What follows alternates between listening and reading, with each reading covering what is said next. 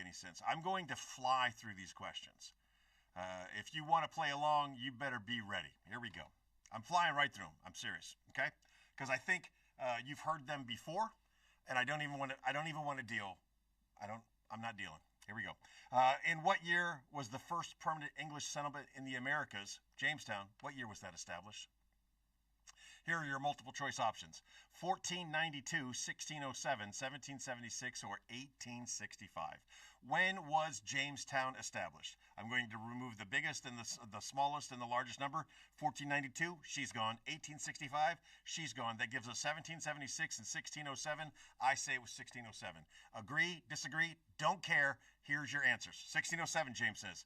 I like to see that. Remember, you keep your own score. Again, I'm getting right through these because I'm beyond frustrated. Feel free to answer at your leisure. What was the name of the ship on which Charles Darwin voyaged, leading to his theories on evolution? What was the name of the ship on which Charles Darwin voyaged, leading to his theories on evolution? Was it the HMS Bounty? No. Was it the USS Constitution? No. Was it the HMS Beagle? Yes. Or was it the USS Enterprise? No, I can't think of making this any easier for you than AI already made it. It wasn't the Bounty. It wasn't the USS either or. It was the HMS Beagle. All right, Jessica popped in with 1607, Robert 1607, James like 1607. I like 1607. We agree. Chick Brew, nuance, whatever. Question number 3, the Treaty of Versailles, which ended World War I, was signed what year?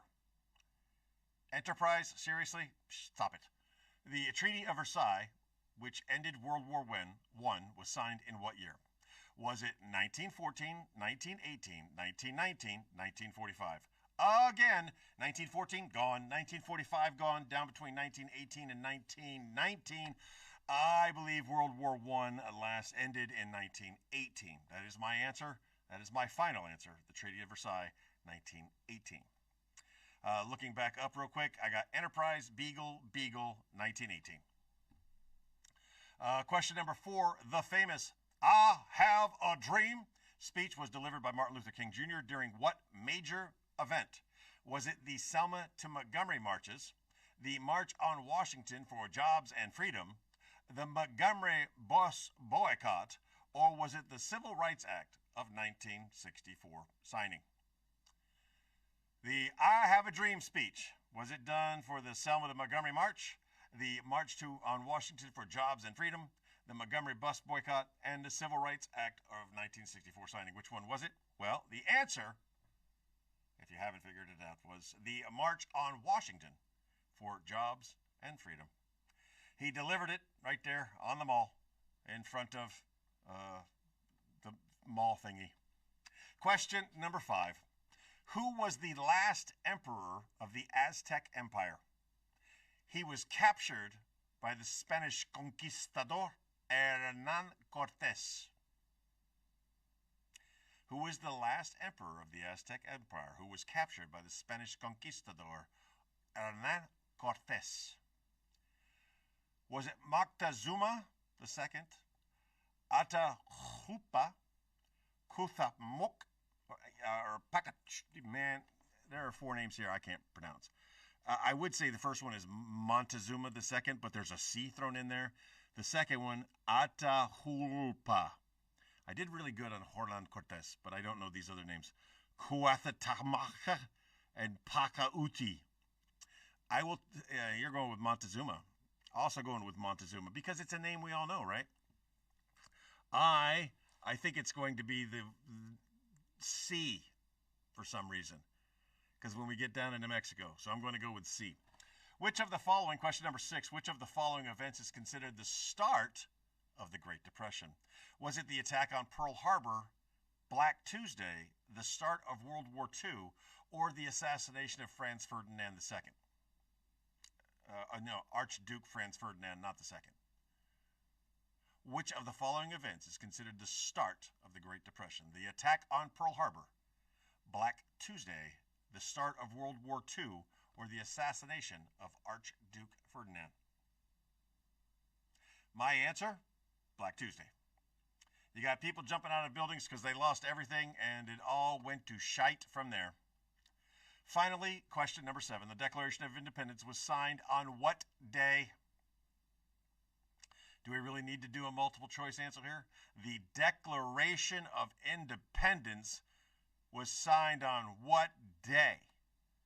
If you needed a clue, in the future, that day will be known as Independence Day.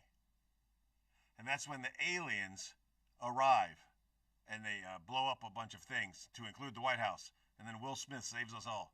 Him and Jeff Goldblum. I think that answered itself. Let's see. Answers, please. I will ask. Is this my best? No. And I'm sorry. Do I do this for you? Absolutely, and I hope you enjoy it. The answers are as follows. I hope you got them all in.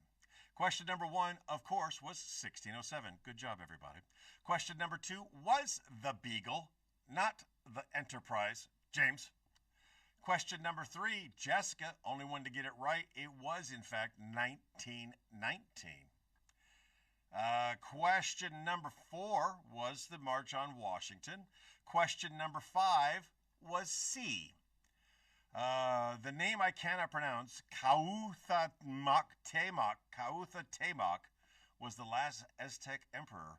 He was the nephew of Moctezuma II and led the defense of Tenochtitlan against the Spanish before his capture and execution by Hernán Cortés in 1525. Which for me, very funny, because when I was in Mexico, I found Mr. Taney's lookalike, his doppelganger. Was a little guy working in Mexico. Question number 6. The stock market crash of October 22nd, 1929, known as Black Tuesday, is largely considered the reason for the Great Depression.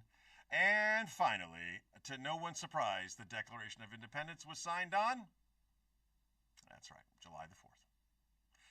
That's all I got for you. I don't even have a host for this week's show, so, I mean, could it get any worse? But I'll figure it out. I always do. Ladies and gentlemen, I remind you today, as I remind you every day, just be the best person that you can be. And if you were a great person today, be an even better person tomorrow. Chick Bruce sends her love. And with that, I am out. Lunsby!